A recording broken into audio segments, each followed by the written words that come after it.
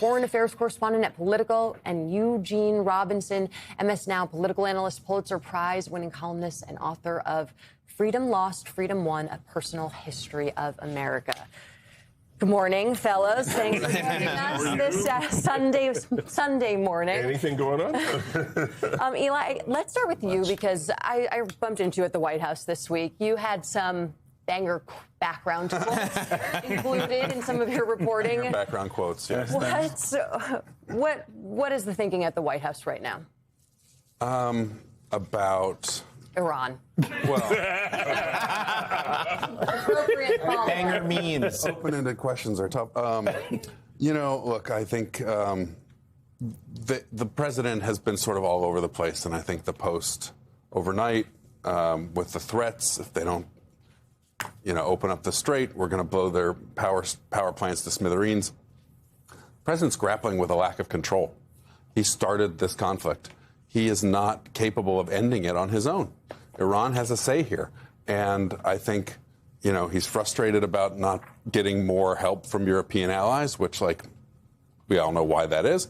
And I think there's a sense, as much as they are saying, well, we need $200 billion, we need all this money to keep this war going, there's a clear sense that the president would probably like to wrap this up.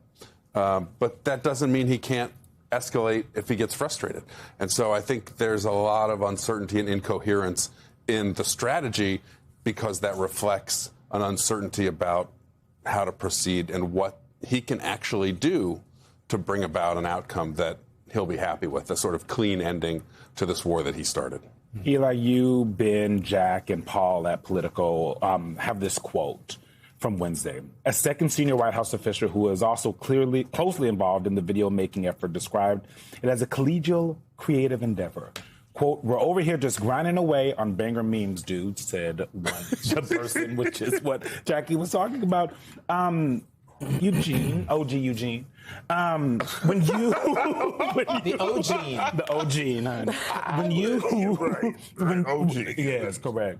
When you hear something like that, and when you see the way that this administration has memeified, Yeah. Mm-hmm. who are they doing it for? Like I understand that we're all the audience, Right. but who are they when they sit down and they say, Right. let's put SpongeBob in here, let's do, Exactly. let's throw these jokes in here. I have no idea. I mean, I assume they're doing it because that's what they do, right? I mean, they think that's politics. They think that's governing, which is really scary. But they're certainly not doing it for Iran. They're not doing it for the adversary. They're not doing it for the allies, who are justifiably totally confused about what the policy is. It changes from minute to minute. This latest threat, we're going to blow up their power plants. The biggest one, but he starting with the doesn't name it. biggest one, Yeah, starting with the very biggest one. Well, okay, but I think the UAE and Qatar and Bahrain and Saudi Arabia would like to have a word about that because their oil infrastructure will get blown up in return. And in fact, everybody ought to have a thing on that because that will further limit the supply of oil, raise the price of oil, and we're not talking for weeks. We're talking, I mean, at this point, if they actually do all of that, we're talking for years. Yeah, Eli, in your piece, it made me wonder, I wish the administration spent as much attention on a comprehensive war plan as they do spending time on coming up with banger memes. But I'm going to put up a map of the Persian Gulf because, there